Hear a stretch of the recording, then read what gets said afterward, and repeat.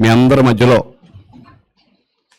మీతో కలిసి ఆరాధనలో పాలు పంపులు పొందడానికి కృపగలిగినటువంటి దేవుడు నాకు ఇచ్చిన ఈ చక్కని అవకాశాన్ని బట్టి తండ్రి అయినటువంటి దేవునికి స్తోత్రాలు తెలియజేస్తూ ఉన్నాను.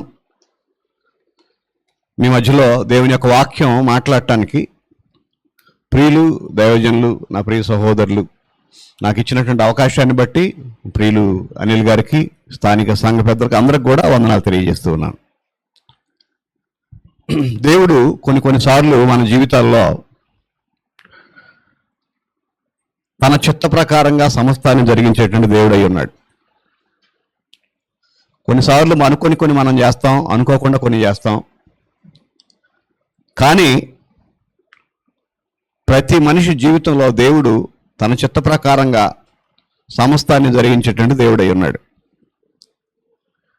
ఈ దినాన మీ అందరితో కలిసి ఒక చిన్న అంశాన్ని, ఒక చిన్న తలంపుల్ని, చాలా చిన్న చిన్న విషయాలని మీతో నేను మాట్లాడాలి, పంచుకోవాలి అని ఆశపడుతూ ఉన్నాను.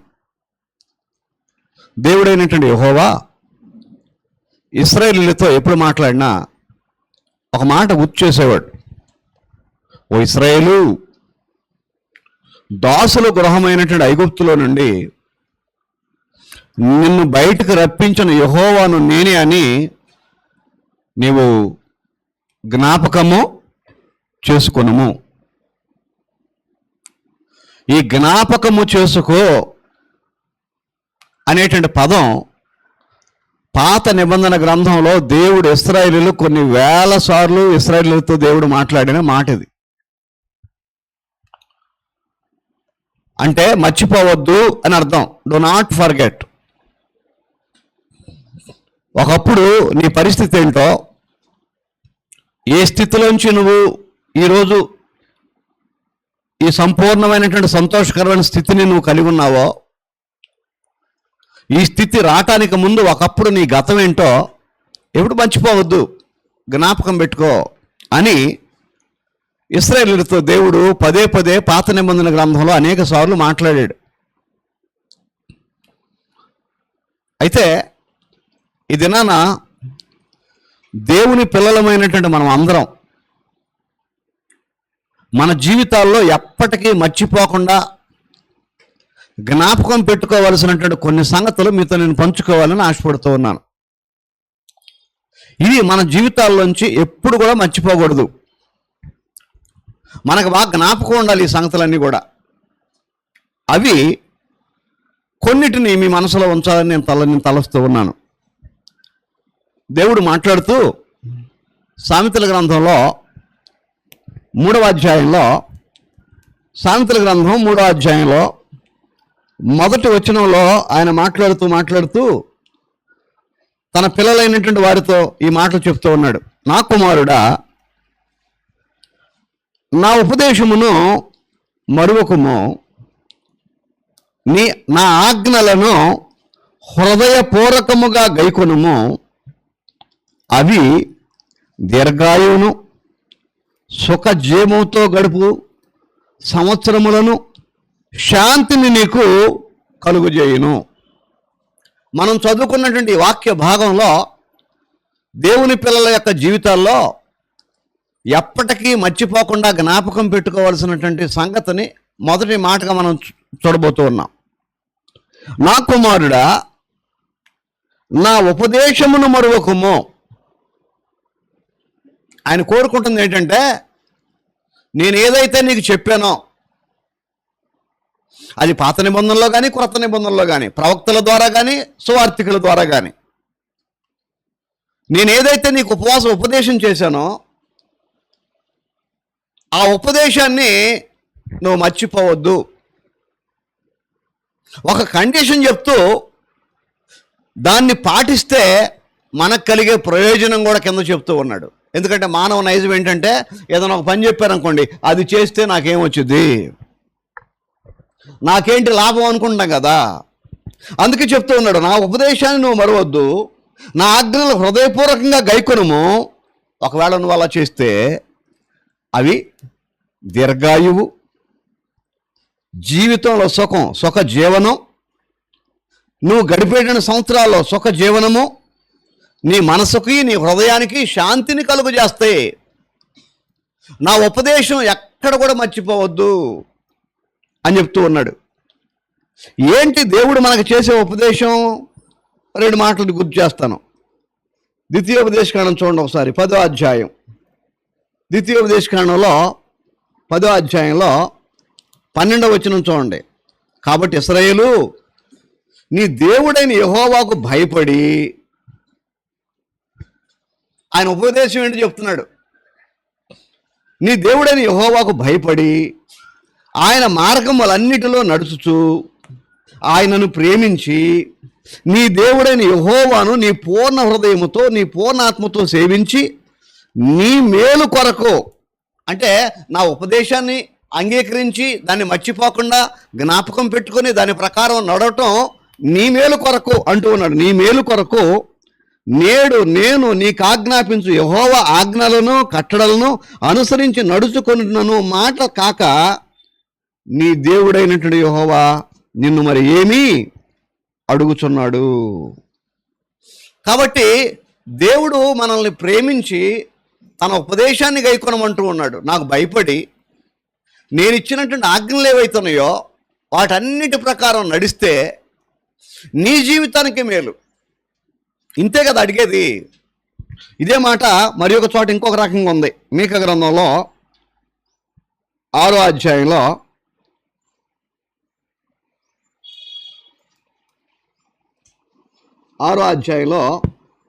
8వ వచనం మనం చూస్తూ ఉన్నాం. మీకా గ్రంథం 6వ అధ్యాయం 8వ వచనం, మనుషుడా ఏది ఉత్తమమో అది నీకు తెలియజేయబడి ఉన్నది, న్యాయముగా నడుచుకుంటయు. దేవుని ఉపదేశం ఏంటి చెప్తున్నాడు ఇక్కడ? మాటల్లో కానీ, తలంపుల్లో కానీ, క్రియల్లో కానీ నీలో నాకు కనపడవలసింది ఏంటంటే న్యాయముగా నడుచుకుంటయు, కనికరమును ప్రేమించుటయు. ఇది తగ్గిపోయింది మనుషుల్లో. అసలు ఒకప్పుడు ఇలాంటి కనికరము అనేటువంటి ఇలాంటి పేర్లే పెట్టుకునేవాళ్ళు. ఇప్పుడు మానవుల్లో కనపడకుండా పోయింది ఏంటంటే ఈ కనికరం. కొట్టేవాడు చాలా హీరో. ఇప్పుడు పిల్లలేదన్న కనుక మనం ఏం చేస్తుందో తెలుసు, మన పిల్లలు ఈ WW కొంట చూసారా కొట్టుకునేది, ఆ ఛానల్ చూస్తున్నప్పుడు వాళ్ళు అలా కొట్టుకుంటున్నప్పుడు వీళ్ళు చూస్తున్నారు చూసారా, కనీసం మనకు జాలి, దయ, కనికరం.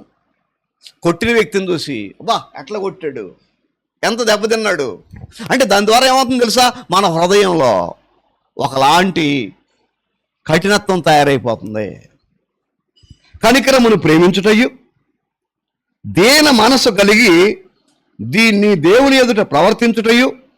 ఇంతే కదా దేవుడు నిన్ను అడుగుతుంది. నీ జీవితంలో న్యాయం, నీ ప్రవర్తనలో న్యాయం. ఎదుటివారు ఇబ్బందుల్లో ఉన్నప్పుడు, కష్టాల్లో ఉన్నప్పుడు, పడిపోయినప్పుడు, చెడిపోయినప్పుడు వారి పట్ల చూపించవలసిన కనికరం, నశించి నరకానికి వెళ్ళిపోతున్నటువంటి వారి పట్ల చూపించవలసిన కనికరం, దేవుని దగ్గర అహంకారాన్ని, గర్వాన్ని, వింకాలని అన్నిటిని వదిలిపెట్టేసి దీన మనసు కలిగి తగ్గింపుతో ప్రవర్తించడం. ఇంతే కదా దేవుడు అడుగుతుంది. దేవునికి భయపడితే చెడు చెయ్యం. యెహోవాను ప్రేమించు వారులారా చెడుతనాన్ని ఏం చేయాలంట? అసహించుకోవాలి. కాబట్టి దేవుడు తన బోధలో మనకు చెప్తూ ఉంది ఏంటంటే, నాకు భయపడి నా ఆజ్ఞలు గైకొని నేను చెప్పిన ప్రకారం మీరు జీవిస్తే మీ జీవితాలు భూమి మీద శాంతితో ఉంటాయి, సమాధానంతో బ్రతుకుతారు. లోకాన్ని విడిచిపెట్టారనుకోండి నిత్య విశ్రాంతిలో ప్రవేశిస్తారు. కాబట్టి మొట్టమొదటిగా నా ఉపదేశాన్ని మర్చిపోవద్దు అని చెప్తూ ఉన్నాడు. నా ఉపదేశాన్ని మర్చిపోవద్దు. రెండవదిగా మనం చూస్తే మనందరికి తెలిసిందే కీర్తనల గ్రంథం 103వ అధ్యాయం. ఈ కీర్తనకు ఉన్నటువంటి పేరేంటో, ఈ కీర్తన యొక్క సారాంశం ఏంటో నేను పెద్దగా ఏం చెప్పాల్సిన పని లేదు.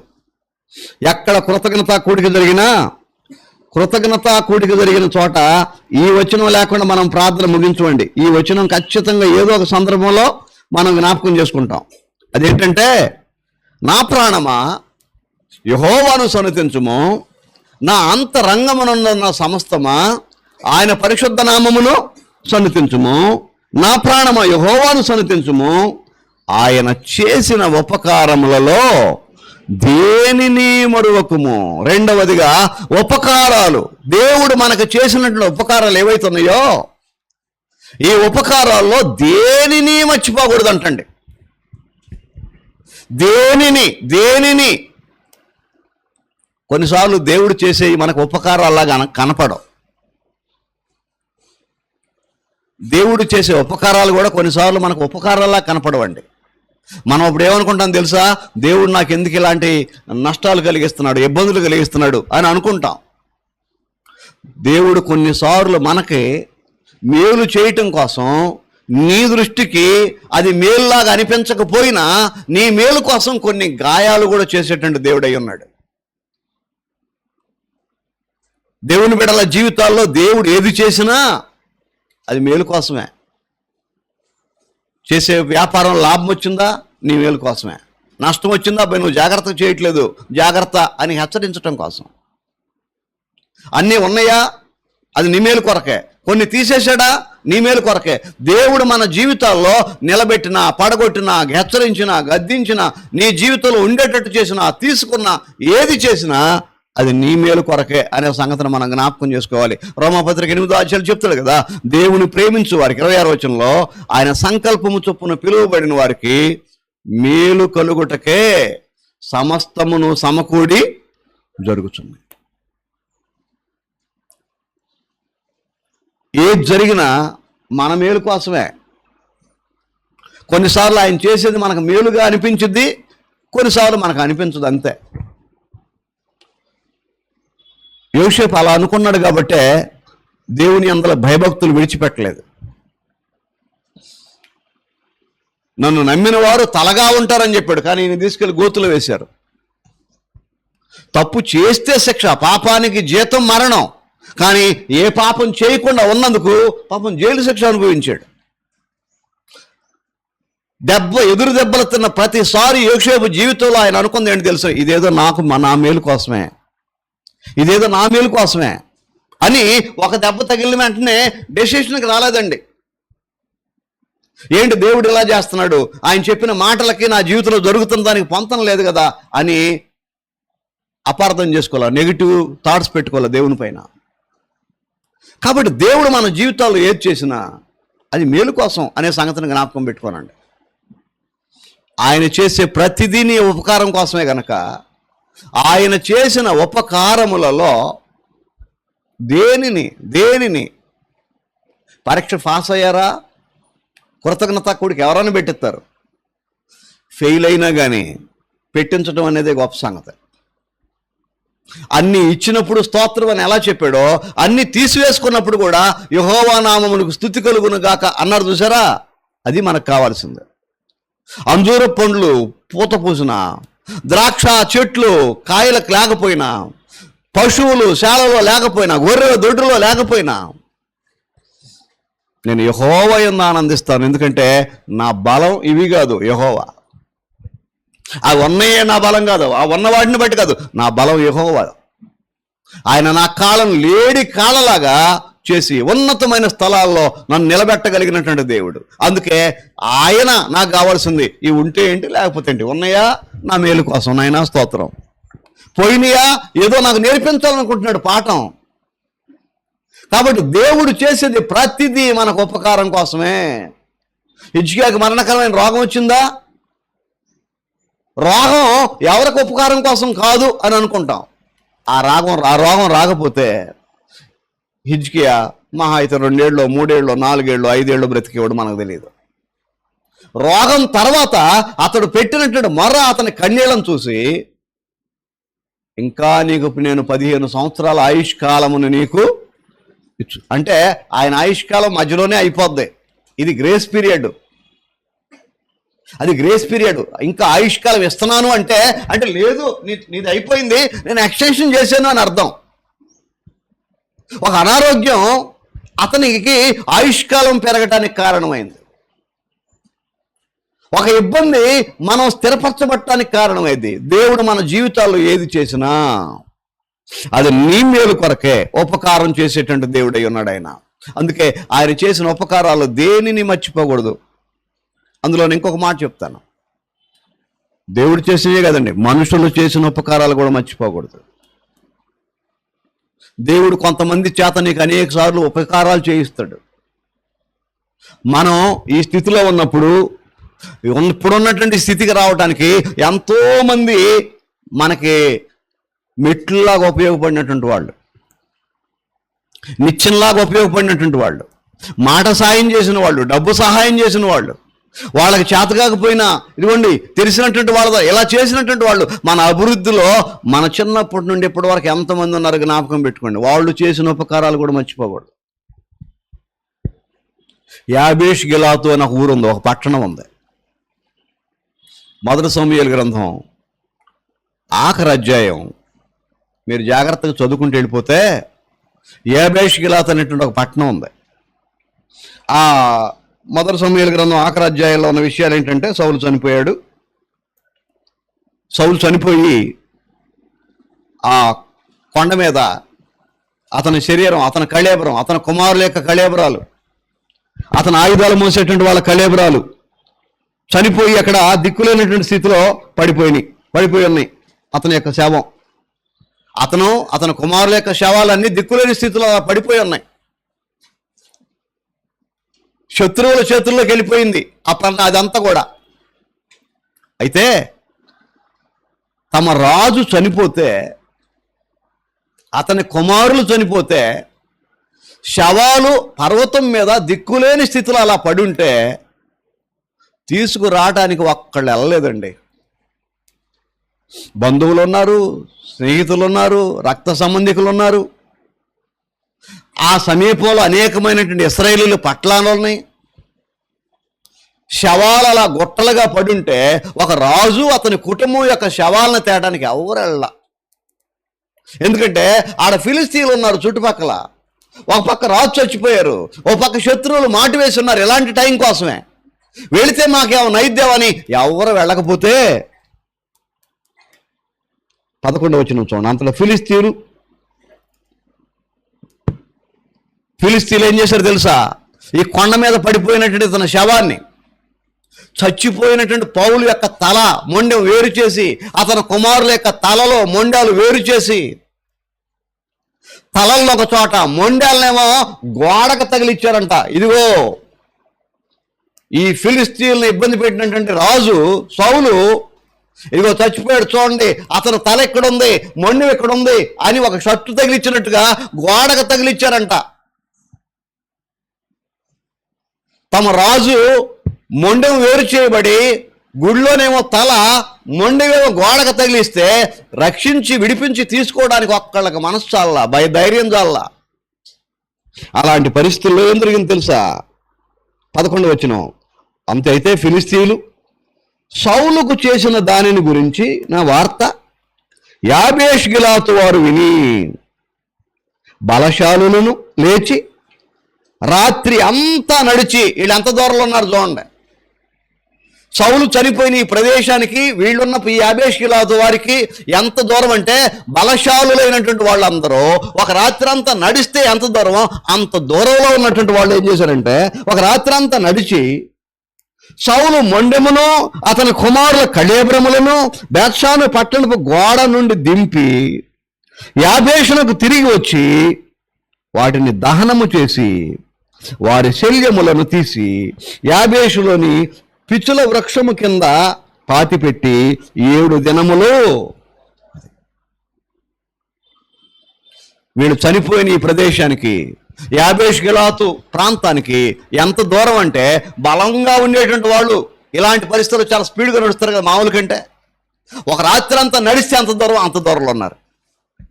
వీళ్ళు వచ్చేసి ఏమైతుందైంది, ఫిలిస్తీన్లు అని అడ్డం వచ్చారా, చంపుదాం చద్దాం. మనకు ఒకప్పుడు ఈయన మేలు చేశాడు, ఈ సౌలు అనేటాడు ఆయన మేలు చేశాడు. ఏంటో ఆ మేలు తెలుసా? 11 అధ్యాయులు. ఇంటికి వెళ్ళిన తర్వాత చదువుకోండి, 11 అధ్యాయులు ఉంది ఆ మేలు. ఒక అమ్మోనీయులు ఏంటంటే రాజు వీళ్ళని జయించటం కోసం, యుద్ధం కోసం వస్తే, అయ్యా రక్తపాతం వద్దులేండి, మా అంతటా మేమే మీకు దాసులు అవుతామంటే అతను ఒప్పుకోలా. మీ అందరిలో కుడికళ్ళు ఓడదీస్తాను, మీ కుడికళ్ళు పీకేస్తాను అని చెప్పి వాళ్ళని భయపెట్టి బెదిరించి యుద్ధానికి సిద్ధపరిస్తే, వాళ్ళు ఏడుస్తూ ఎవరు మమ్మల్ని రక్షిస్తాడు అని అనుకుంటున్నటువంటి టైంలో సౌలుని దేవుడు తన ఆత్మతో ప్రేరేపించినప్పుడు తాను పట్టాభిషేకం పొందక మునిపే ఫస్ట్ కాపాడినటువంటి వాళ్ళని ఎవరంటే వీళ్ళు యాబేష్గిలాతు వాళ్ళు. వీళ్ళని ఫస్ట్ శత్రువుల చేతిలోంచి కాపాడింది సౌలు. ఆ తర్వాతే అతనికి రాజుగా పట్టాభిషేకం చేసింది. రాజు కాకమునిపే మనకి మేలు చేశాడు. లేకుంటే ఆ రోజు అమ్మోనీయులు మన అందరి కుడి కళ్ళు పీకేసేవాళ్ళు. 40 ఏళ్ల కిందట వాళ్ళకి చేసిన ఉపకారం గుర్తుపెట్టుకొని ఒక రాత్రంతా నడిచి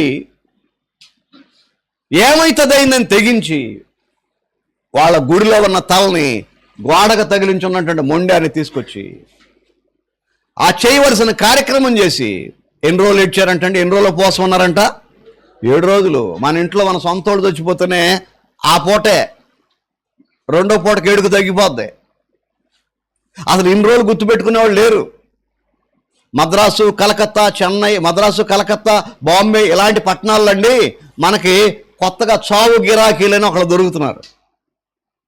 ఈ పేరు మీకు కొత్తగా ఉండొచ్చు, రాబోయే దినాల్లో మన దగ్గరకు కూడా వచ్చింది. ఎందుకంటే ఏది కూడా ఇప్పుడు దూరంగా మనకి దొరకందంటే ఏం లేదు కదా.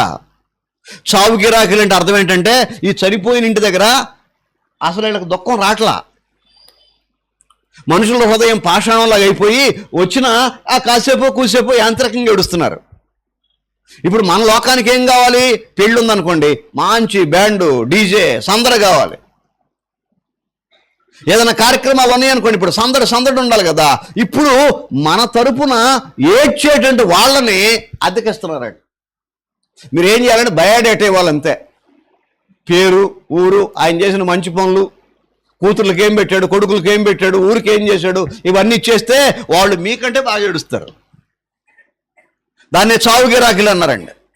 ఇప్పుడు యాంత్రికమైనటువంటి దుఃఖంతో ఉన్నటువంటి మనుషులు మనమైతే 40 ఏళ్ల కిందట వారు పొందిన ఉపకారానికి ప్రతిఫలంగా రాత్రంతా నడిచి ప్రాణాలకు తెగించి శవాన్ని మొండాన్ని దించి వాళ్ళకి చేయవలసినటువంటి కార్యక్రమాలు చేసి ఉపవాసం ఉండి 7 దినాలు దుఃఖపడినటువంటి వాళ్ళు ఉపకారం మర్చిపోయినటువంటి వాళ్ళు అండి యాబేష్గిలాతు వాళ్ళు.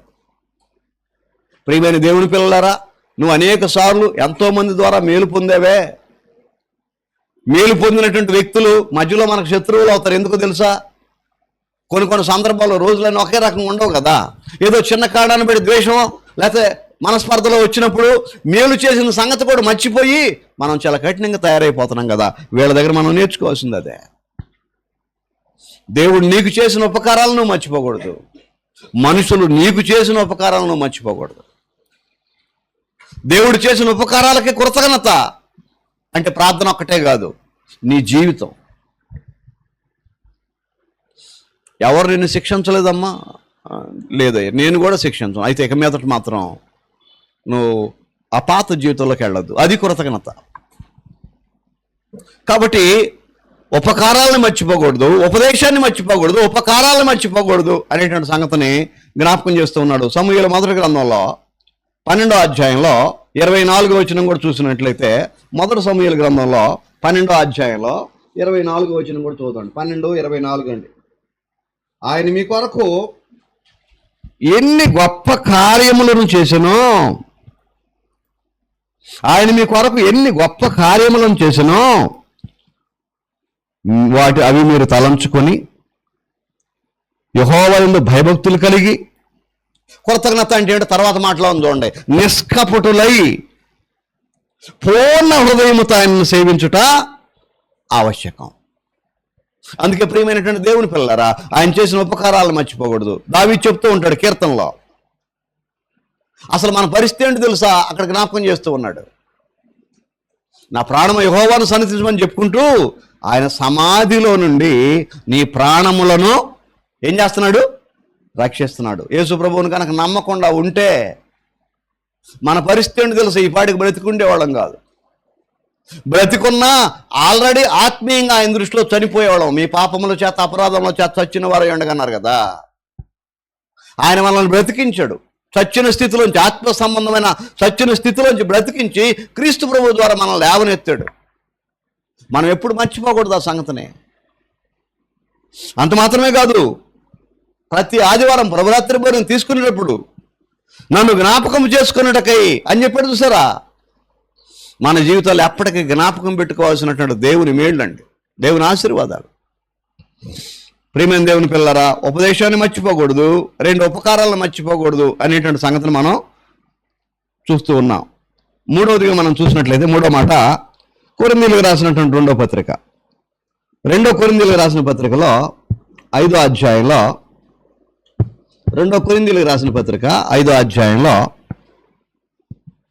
5వ అధ్యాయం 10వ వచనం అండి. ఎందుకనగా తాను జరిగించిన క్రియల చొప్పున అవి మంచివైనను సరే చెడ్డవైనను సరే, అవి మంచివైనను సరే చెడ్డవైనను సరే, దేహముతో జరిగించిన వాటి ఫలమును ప్రతివాడు పొందినట్లు మనమందరమును క్రీస్తు న్యాయపీఠం ఎదుట ప్రత్యక్షము కావాలి. మన జీవితాలు గుర్తుపెట్టుకోవాల్సిన మూడో పాయింట్ అండి, ఒకానొక దినాన మనం క్రీస్తు న్యాయపీఠం ఎదుట హాజరవ్వాలంట.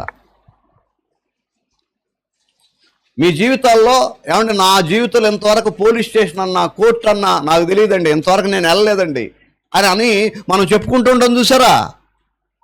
ఈ భూమి మీద ఉన్న ప్రతి ఒక్కరు కూడా క్రీస్తు ప్రభు యొక్క న్యాయపీఠం ఎదుట మనం అందరం ప్రత్యక్షం కావాలంట. ఎందుకు అంటే ఈ దేహాన్ని దేవుడిచ్చి మన జీవితాల్లో ఈ భూమి మీద జీవించడానికి ఒక జీవితాన్ని మనకిచ్చాడు. ఈ దేహంతో మనం ఏమేం చేస్తున్నామో అవన్నీ దేవుడు రాస్తూ ఉన్నాడంట, తన వేలికొనతో రాస్తూ ఉన్నాడంట, తన గ్రంథంలో ముద్రించాడంట, సంచిలో భద్రంగా ఉంచాడంట. గ్రంథాలు విప్పబడే సమయం ఉందంట. చీకట్లో చేసిన వెలుగులో రహస్యంగా చేసిన ఈ బట్ట బయలయ్యి మనుషుల ముందు మన తప్పు బయటపెడితే సిగ్గుపడతాం కదా. మనం ప్రేమించే మనుషుల ముందు మన తప్పులు బయటపెడితే సిగ్గుపడతాం కదా. ప్రపంచం ఆదాము మొదలుకొని చివరి మానవుని వరకు ఈ ప్రపంచం అంతా అందరి ముందు క్రీస్తు న్యాయపీఠం ఎదుట మనం నిలబడ్డప్పుడు మనకు దేవుడు తీర్పు తీర్చేటువంటి సమయంలో ఈ దేహంతో మనం చేసినవి మంచివైనా చెడ్డవైనా ఈ ఫలాన్ని అనుభవించడానికి మనం క్రీస్తు న్యాయపీఠం ఎదుట నుంచోవాలి. దాపరకం లేదు. కోర్టు అన్న 4 గోడలు, లోపల ఉన్న వాళ్ళకే సంగతి తెలిసిద్ది. ఇక్కడ అట్లా కాదండి, అంత ఓపెన్, అంత ఓపెన్. హృదయ రహస్యాలు బట్టబయలు చేసేటువంటి దినం. చెవుల్లో గుసగుసగా చెప్పు ఉన్నటువంటి వాటన్నిటిని బయటకు వినిపించేటువంటి దినం. నా తండ్రి చేత ఆశీర్వదించబడిన వారలారా అని పిలిచే దినం. నా తండ్రి చేత శపించబడిన వారలారా అని తిరస్కరించేటువంటి దినం. రండి అని ప్రేమతో పిలిచే దినం. పోండి అని కోపంతో ఆవేశంతో దహించే అగ్నిలాగా ఆయన మారేటువంటి దినం. ఒకానొక దినాన నీవు నేను మనం అందరం కూడా ఆయన న్యాయపీఠం ఎదురు నుంచునేటువంటి పరిస్థితి ఉంది. ఇప్పుడైతే చాలా జాగ్రత్తలు వహిస్తూ ఉంటాం. మనం చేసేవి మంచివైతే అందరికి తెలిసేటట్లుగా చేస్తాం, చెడ్డవైతే ఎవరికి తెలియకుండా జాగ్రత్త పడతాం. కానీ దేవుడు ఏం చేశాడు తెలుసా? నువ్వేం తప్పించుకోవడానికి అవకాశం లేకుండా మనకి కాపలాదారులు 2 పెట్టాడు. మీ ఎదుట మేలు కీడు, శాపం ఆశీర్వాదం, మరణం జీవం, ఇవన్నీ మీ దగ్గర ఉంచి మీ మీద భూమి ఆకాశాలని ఏం చేస్తున్నా అన్నాడు, సాక్షులుగా ఉంచాను. ఇంతకు మించిన నమ్మకమైన సాక్షులు ఎవరండి?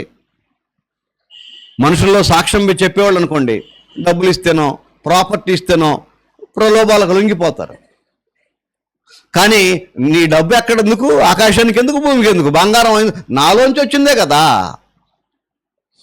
నేను కురిస్తేనే కదా, వర్షంగా కురిస్తేనే కదా నీకు ఆ పంట పడింది, పంట పండితేనే కదా నీకు డబ్బు వచ్చింది. అంటే నా వలన నువ్వు బ్రతుకుతున్నావు, నాకు లంచం ఇస్తావా? ప్రలోభ పడని నమ్మకమైనటువంటి సాక్షులు ఎవరంటే భూమి ఆకాశం. ఎవరైతే విశ్వాస వీరులు అంటూ ఉన్నారో వారందరి సమక్షంలో మానవ హృదయాలు బట్టబయలు చేయబడి చీకటిలో నుండి మాట్లాడిన మాటలు వెలుగులో వినిపించబడి ఇదిగోండి మనల్ని తిరస్కరించే దినం, ఆహ్వానించే దినం, ప్రేమించబడే దినం, శపించబడే దినం ఒకటి ఉంది. ఆ దినంలో తల దించుకునేటువంటి వారిగా ఉండాలా, తల ఎత్తుకునేటువంటి వారిగా ఉండాలో మనంతటా మనమే ఒక దినం ఉంది అనే సంగతి జ్ఞాపకం పెట్టుకోండి. నాలుగవదిగా మనం చూసినట్లయితే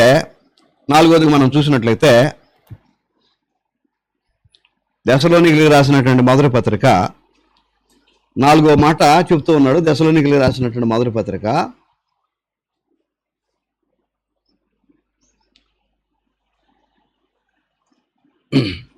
1వ అధ్యాయం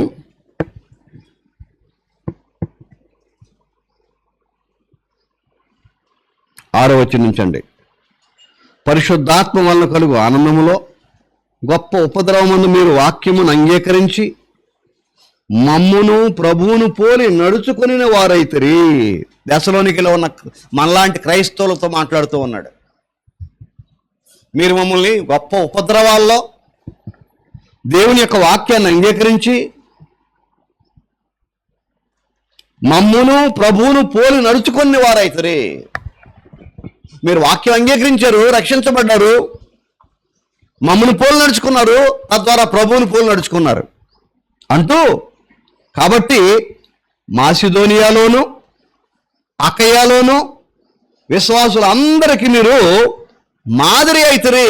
దెసలోనికీయులారా, మీరు ఎంత మంచోళ్ళు, మీరు వాక్యం వింటమే కాదు అంగీకరించడమే కాదు, బాప్తీసం పొందారు, బాప్తీసం పొందడమే కాదు, మేము ఎలాగూ అనేక మందికి ప్రకటించాము. మమ్మల్ని మాదిరిగా తీసుకున్నారు, ప్రభువును మాదిరిగా తీసుకున్నారు. ఎందుకనగా మీ వద్ద నుండి ప్రభువు వాక్యము మాసిదోనియాలోను అకయలోను మ్రోగెను. అక్కడ మాత్రమే కాక ప్రతి స్థలమందు దేవుని ఉన్న మీ విశ్వాసం వెల్లడాయను కనుక నేనేమీ చెప్పవలసిన అవసరమో లేదు. 4వ మాట ఏంటి తెలుసా? వాక్యాన్ని అంగీకరించి బాప్తీసం పొంది రక్షించబడిన వారిపైన ఒకటి, క్రీస్తుని పోలి నడుచుకోవాల్సినటువంటి బాధ్యత. 2, పౌలు ఎలాగూ అనేక మందికి సువార్త ప్రకటించి మార్చాడో, మనకి బైబిల్ గ్రంథంలో 12 మంది చేసిన పరిచర్య మనకు ఉందండి. బైబిల్లో 12 మంది అపోస్తలులు చేసిన పరిచర్య, ఆ పరిచర్య అంతా ఒక ఎత్తు అయితే పౌలు గారు చేసిన పరిచర్య ఒక ఎత్తు అండి.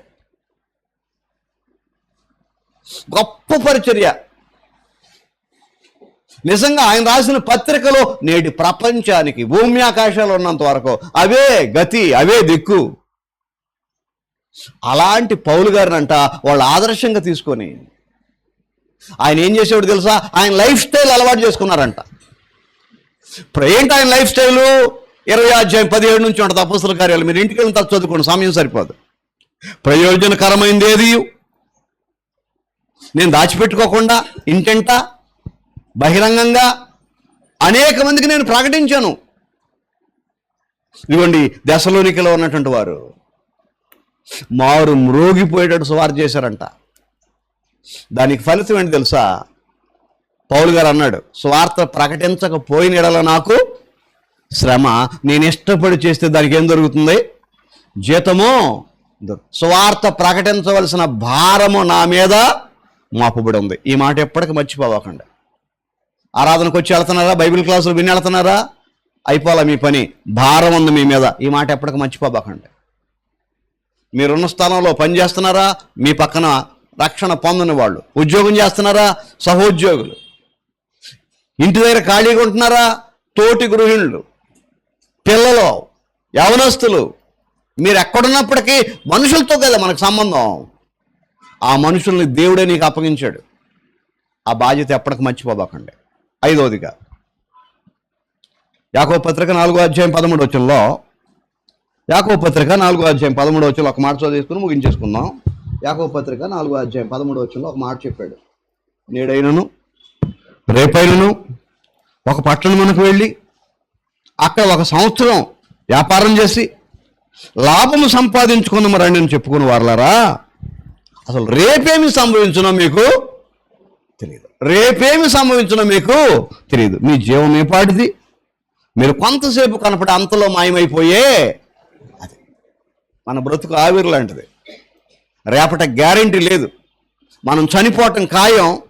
క్రీస్తు ప్రభు రెండవ రాకడనేది కూడా ఖాయం. మనం చనిపోయినా క్రీస్తు ప్రభు వచ్చినా సిద్ధపాటు కలిగినటువంటి వారిగా ఉండాలి. ఈ సంగతి ఎప్పటికీ మర్చిపోవాకండి. సిద్ధపాటు కలిగిన వారిగా ఉన్నావా? నిన్ను నీ కుటుంబాన్ని నోవాహు ఓడ సిద్ధపరుచుకున్నాడు, తన కోసం, తన కుటుంబం కోసం. భక్తులు అనేక మంది సిద్ధపరుచుకున్నారు పరలోకం వెళ్ళటానికి. నిన్ను నీ కుటుంబాన్ని నువ్వు సిద్ధపరచుకున్నావా? ప్రభువా నువ్వు ఎప్పుడు వచ్చినా కానీ రెడీ అని అనగలిగినటువంటి స్థితిలోనే ఉన్నావా? ఇంకా ఇక్కడ ఉన్నటువంటి ఈ లోకాన్ని ప్రేమిస్తూ ఈ లోక సంబంధమైనటువంటి వ్యాపకాల్లో మునిగిపోయావా? ఉపదేశాన్ని మర్చిపోవద్దు, ఉపకారాలను మర్చిపోవద్దు. మన జీవితాల్లో దేవుడిచ్చినటువంటి ఆజ్ఞలు ఏవైతే ఉన్నాయో వేటిని మర్చిపోకుండా సిద్ధపడిన వారిగా ఉందాం, జ్ఞాపకం ఉంచుకున్న వారిగా ఉందాం. ఇంకా రక్షణ పొందకపోతే, కుటుంబాలు సిద్ధపరచుకోకపోతే సిద్ధపరచుకుందాం. మీ అందరికీ నా హృదయపూర్వకమైన వందనాలు.